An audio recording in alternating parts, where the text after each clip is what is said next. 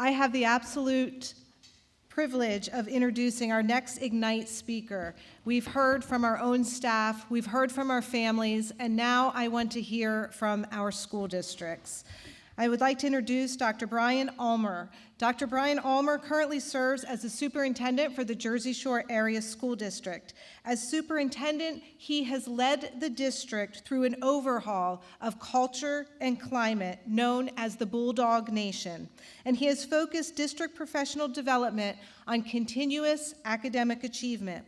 Prior to coming to Jersey Shore Area School District in June of 2020, Dr. Ulmer served the Milton Area School District as the Director of Secondary Education. Having been an assistant principal and high school teacher in 2 other districts, Dr. Ulmer has vast experience in district systems. Dr. Ulmer holds a doctorate in public administration from Westchester University, a master's degree in educational administration, and a superintendent's certificate from California University of Pennsylvania. He also holds degrees in history and Spanish education from Mansfield University. It is my pleasure to introduce the superintendent and a partner in delivering educational services to our districts, Dr. Brian Ulmer.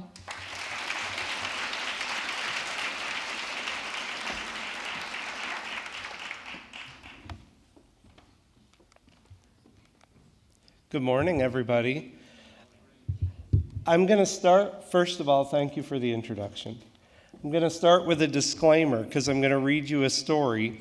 When something happens in education, there are always people around us who know what we are supposed to do.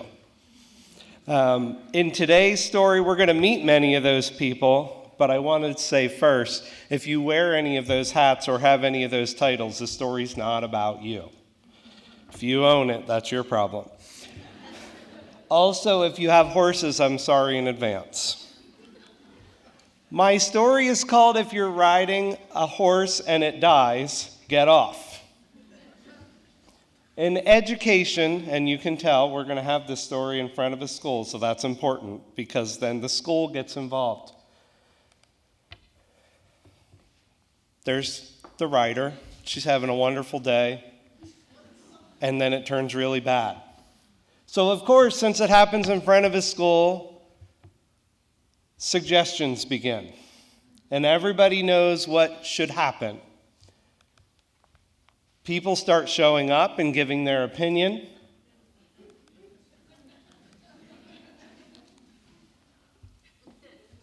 The locals have suggestions. Of course, we have to have a committee. Standards are discussed, because after all, we are in front of a school. Testing comes up.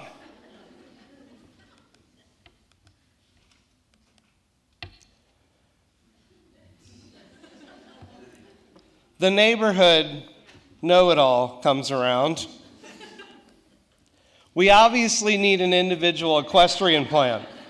That will fix the horse. A different saddle will fix the horse. We might even need 2 riders. The lawyers get involved because there's absolutely nothing wrong with the horse. The politicians get involved. It's the parents' fault.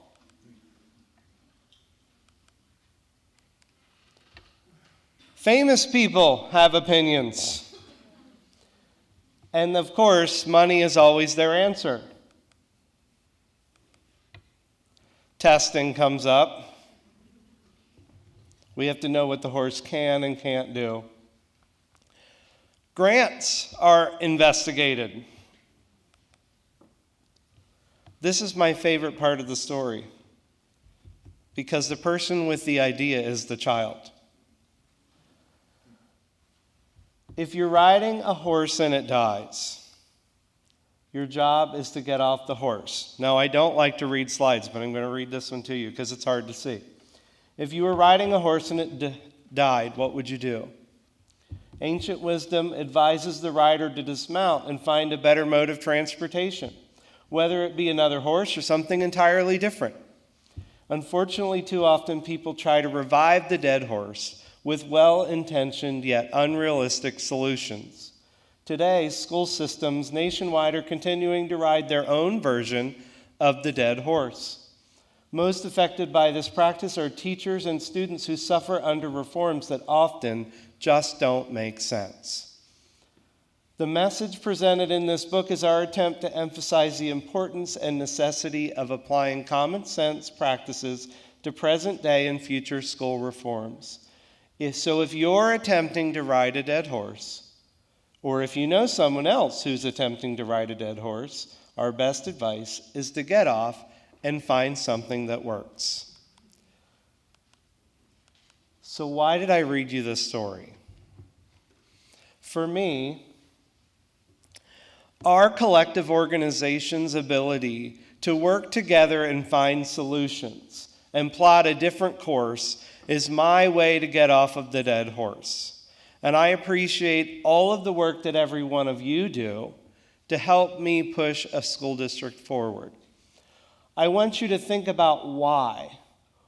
What do you do that helps a school district? Everybody in here does something that helps me push my school district forward.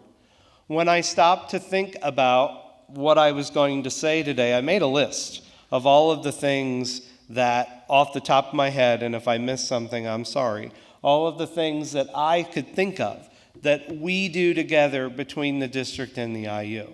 I'm sure there's more, and I'm sure I forgot something. That's just a small piece of what you do that helps me get off the dead horse. All of those things work together into the 3 district goals that I have been tackling for the last 3 years with my institution. I challenge you to think bigger. What else can you do? What other partnerships can we put in place? School districts need your help to move us away from the same practices that we've done for years.